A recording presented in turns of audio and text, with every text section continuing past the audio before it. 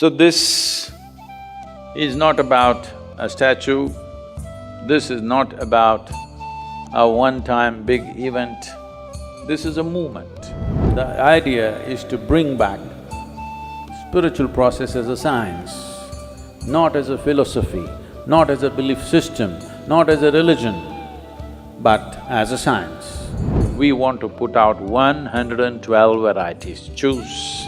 112 because he offered 112 ways in which a human being can attain to his ultimate way. If well-being is what you seek, in is the only way out, there is no other way.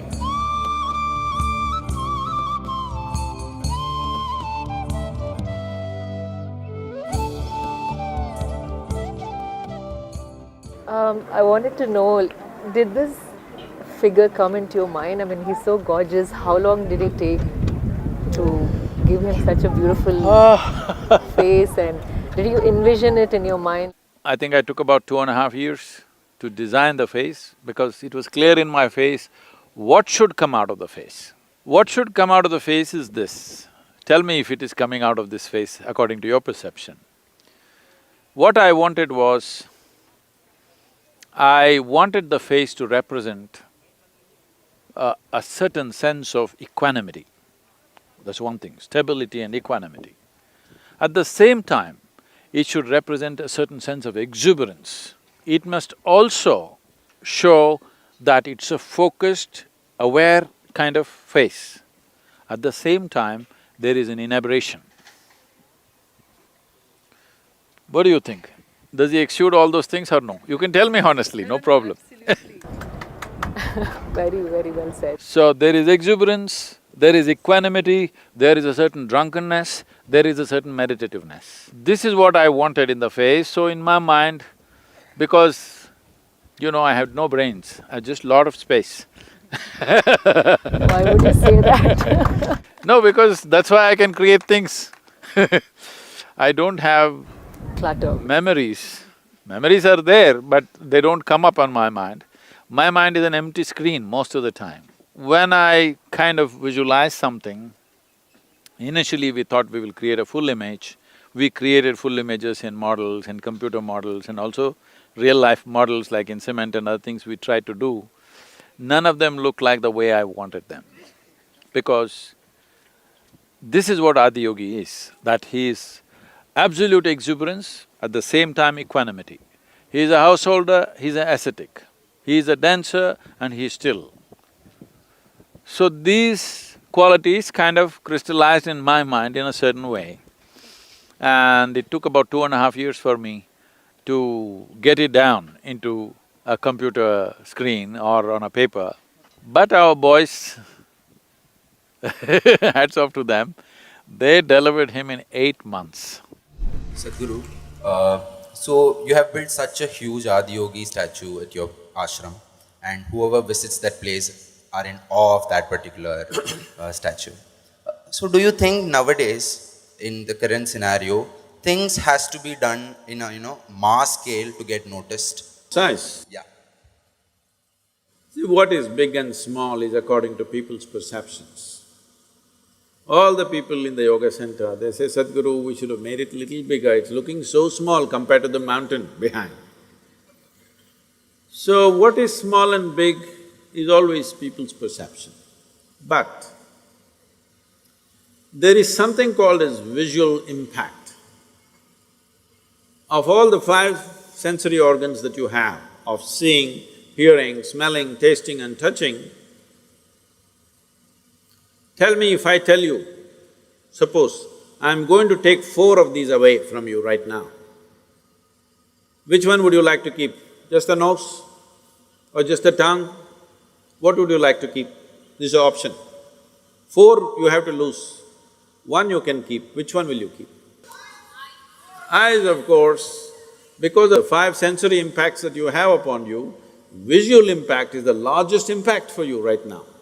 But let us say you were a dog. I'm not saying. I don't think dog is anything derogatory, I think it's a great animal. If you were a dog, if I asked you this question, you would say nose, because his food, his survival happens because of his nose. But for a human being, the visual impact is the largest impact. So, in that sense, it is not about the size of the Adiyogi, it is about the geometry. To get the geometry perfect in a small size is extremely difficult, extremely difficult. So we needed a certain amount of size to get the geometry easily in place. The geometry of Adiyogi, now that you asked this question, is to exude. See, when I say geometry of Adiyogi will exude something, is it true you went home today and your father was sitting in a certain way? Just by looking at his posture, you know whether he is angry or happy, unhappy, disturbed. Do you know or no? So, the geometry of Adiyogis, we wanted this to exude three aspects. One is exuberance of life, another is stillness of life, another is intoxication. I worked for 2.5 years to get this face right. Many faces were made.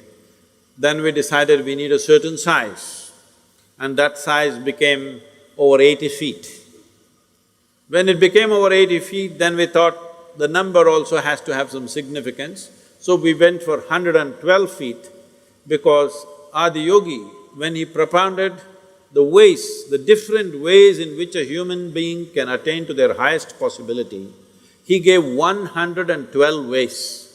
So we made it 112 feet. It could have been 87 feet.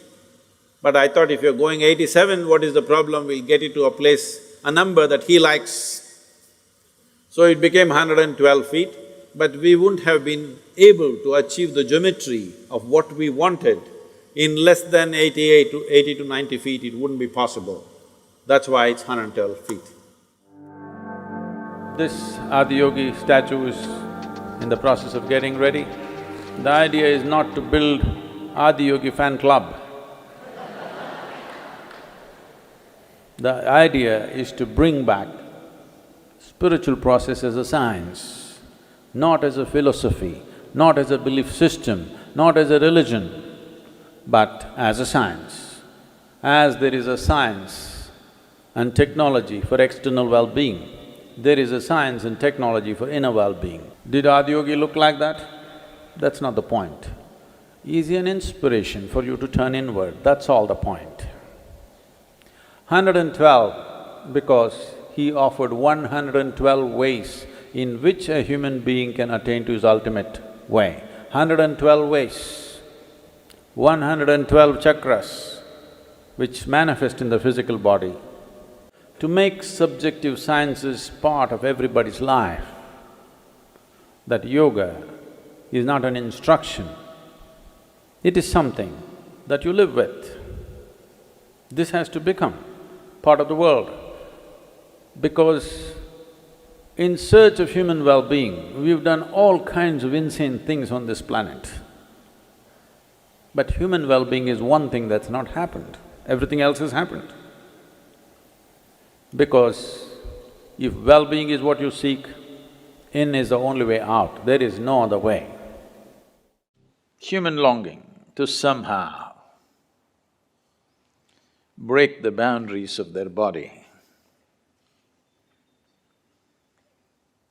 somehow to know something beyond the limitations of our existence. How many crazy things human beings are doing on the planet?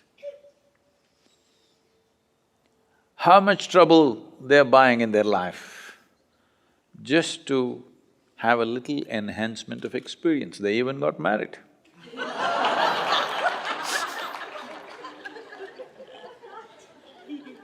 Just to enhance life. Every human being doing it in their own way. Each one, how much risk they're willing to take may vary from person to person, but everybody is putting themselves to something.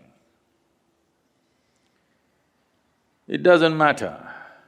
Every doctor on the planet tells them, if you drink your liver will go, your kidney will go, but more and more people are drinking. Well, just about anybody knows that drugs and other things will destroy, put holes in their brains. But still, how many millions of people on it? All this is just an effort, unguided effort to somehow break the barriers of who we are.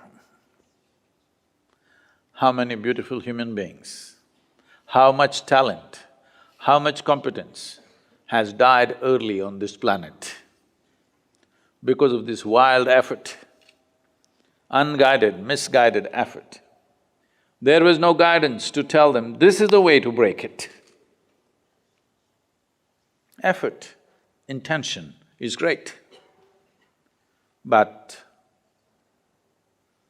if our efforts are not properly calibrated, our efforts could be destructive. Our efforts could mean self-annihilation. All the environmental degradation that you're seeing, we're burning up the planet, human beings wanting to be something more, that's all. Yoga, wrong yoga.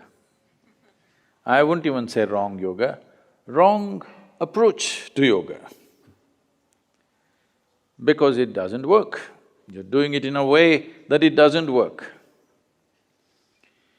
So time has come, because when you utter the word yoga, the misunderstanding in the world, oh, but I can't turn, I can't twist, I can't bend, for sure I can't squat. So that's why we want to put out 112 varieties, choose. Those who can't bend, we'll twist them.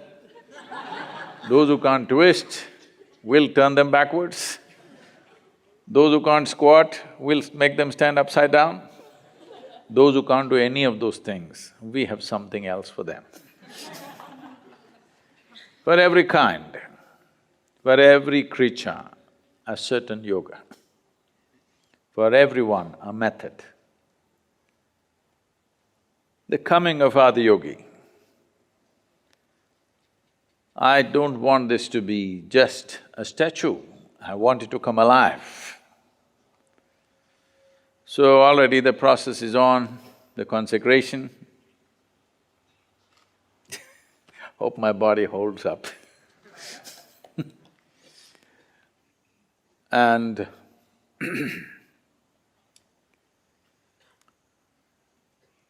all of you here, we will make this happen.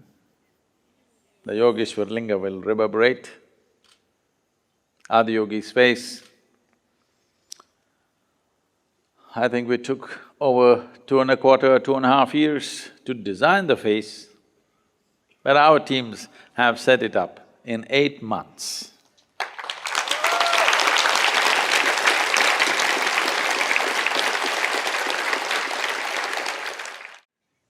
It's an incredible feat in terms of time and engineering, it's unique. From what little research we have done, there isn't another statue which has been built in this method. We made a sculpture into just a piece of engineering because that's what we are good at in engineering, you know.